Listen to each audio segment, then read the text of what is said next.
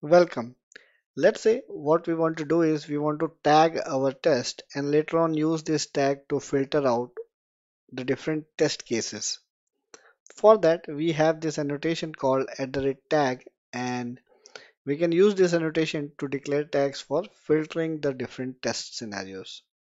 So this tag can be again used at the class level or the method level like with the display name annotation.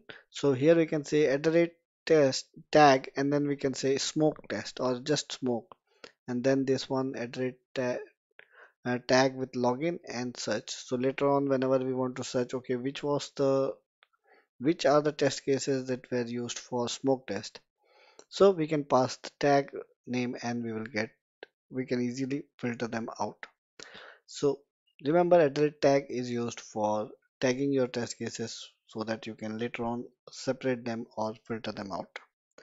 Thank you.